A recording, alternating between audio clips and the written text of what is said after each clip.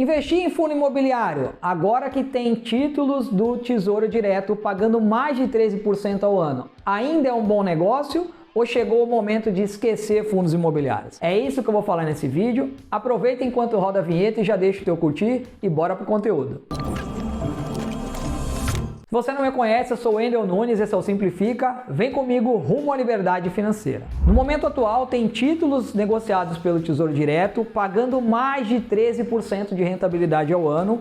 É o investimento mais seguro do país. E para você entender o que isso tem a ver com os fundos imobiliários, eu vou precisar explicar um pouco ou relembrar como que funciona a taxa Selic e para o que ela é utilizada e para você relacionar o que isso tem a ver com os fundos imobiliários. A Selic, ela é a taxa básica de juros do país. É um instrumento de política monetária utilizado pelo Banco Central para tentar conter a inflação. E ela afeta todas as taxas de juros do país, juros de financiamento, de empréstimo e até mesmo das aplicações financeiras. Mas na prática, por que aumentar a Selic acaba ajudando a reduzir a inflação? Antes de entrar nesse detalhe, é necessário entender, agora que você já sabe que a Selic é a taxa básica de juros, a taxa mãe de todos os juros, que a inflação é o aumento generalizado de preços de produtos e serviços. Inclusive, existem mais de um tipo de inflação, mas para não me alongar muito aqui, eu vou tratar de forma genérica. Como eu falei, existe mais de um tipo e obviamente existe mais de uma causa. Mas uma das principais causas é a inflação por demanda, que é quando a quantidade de pessoas que desejam consumir um produto ou um serviço está menor do que a oferta. E aí, os ofertantes se sentem à vontade para aumentar o preço e cobrando mais caro. Se tem alguém pagando, eles vão aumentando. Mas, Wendel, eu só vejo gente reclamando que tá tudo caro, que tá fazendo de tudo para economizar. E quem é que tá consumindo tanto assim? Só se for os ricos, porque tem amigo meu, inclusive, que eu vejo que tá vendendo almoço para pagar janta. De fato, a inflação atual, ela tem sido muito mais pressionada pelo custo, que é chamada também inflação de oferta, do que pela demanda. Mas ainda assim, o Banco Central vem utilizando a Selic para tentar desestimular o consumo. Como assim desestimular o consumo? Agora a gente vai entrar de fato naquilo que afeta os fundos imobiliários e eu vou te dar um exemplo prático do que seria aí o efeito do aumento das taxas de juros. Vamos supor que eu tenho 30 mil reais guardados pensando em trocar de carro, que é algo que não é essencial, seria muito mais por um prazer do que por uma necessidade. Mas só que eu tenho informação de que existe títulos aí de renda fixa pagando mais de 1% de retorno ao mês de forma segura. Então eu penso, por que de repente, em vez de eu trocar de carro agora, eu vou ter que vender o meu carro, pegar o valor do meu carro atual, juntar com esses 30 mil e pretenderia ali financiar uns 15 mil reais? Por que em vez de eu fazer isso agora, eu não invisto esses 30 mil reais que eu já tenho e espero para trocar de carro ali daqui a 2 anos mais ou menos e compro esse carro à vista com o retorno desse investimento que é garantido? Um exemplo disso é através do Tesouro Pré-Fixado 2025. 30 mil reais investido com aporte aí de 100 reais mensais vai dar um retorno líquido de mais de 42 mil. É lógico que a pessoa pode investir aí em algo relacionado ao Selic com um prazo menor, como o próprio Tesouro Selic, que também daria um retorno interessante. Isso é só um exemplo para te mostrar que é assim que o governo consegue frear o consumo, principalmente mostrando que emprestar dinheiro para o governo, como é feito através do Tesouro Direto, pode ser uma excelente opção para quem pode adiar o consumo de algo que não é essencial. Ninguém vai deixar de comprar arroz e feijão para investir. Mas no nosso exemplo, se a pessoa não tem necessariamente a necessidade de trocar de carro agora, ela pode simplesmente investir e até se livrar de uma dívida no futuro. E o mesmo se aplica para os investimentos de renda variável. Só lembrando que os fundos imobiliários é da classe de renda variável, as suas cotas ela oscila ao longo do tempo, menos que as ações, é verdade, mas ainda assim oscila conforme a oferta e a demanda. E aí surge essa dúvida, com a Selic nessa faixa de quase 13,5%, por que vale a pena investir em fundo imobiliário? Que historicamente, na média, pagam aí em dividendos 6% ao ano. Eu disse na média, alguns mais, outros menos. E atualmente a inflação está chegando em quase 12%.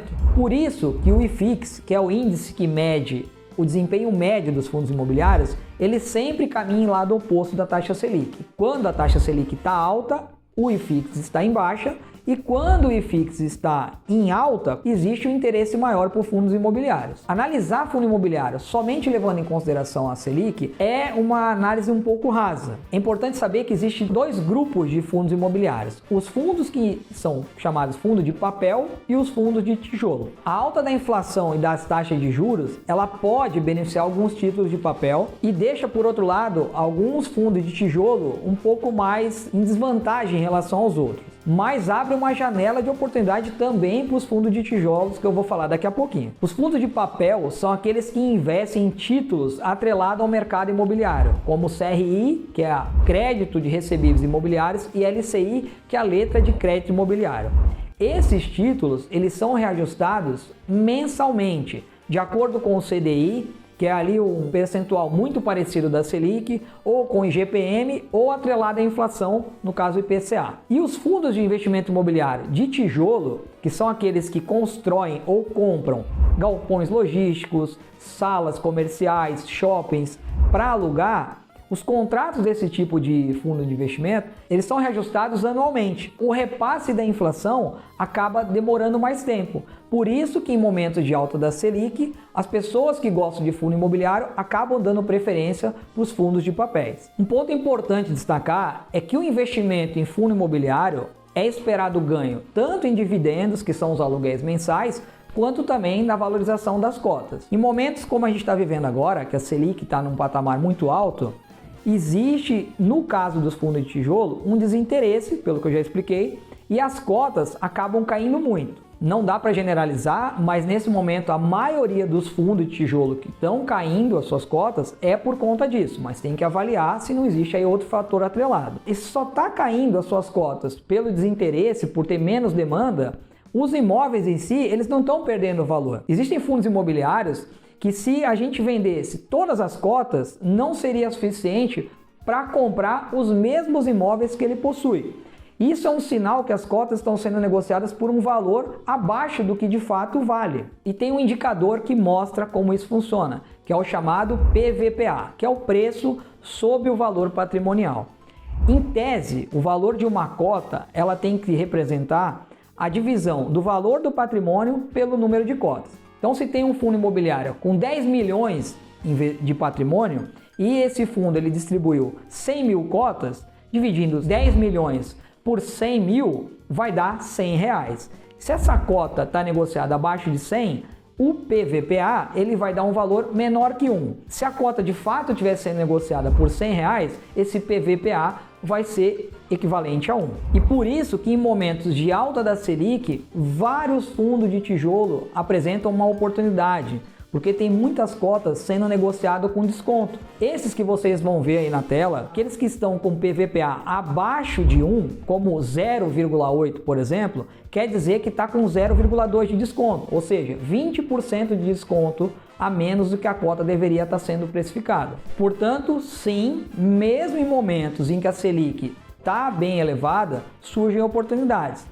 O investidor de fundo imobiliário, ele tem que ter a mentalidade do mesmo investidor de imóveis físicos. Ninguém compra um imóvel hoje para vender no mês que vem.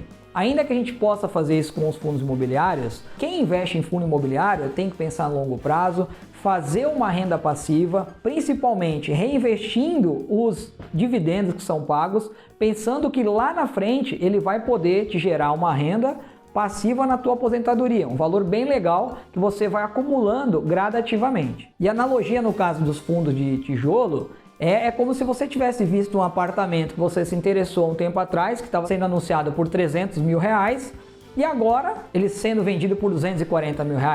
É uma grande oportunidade, só que muitas pessoas acabam não aproveitando esse momento.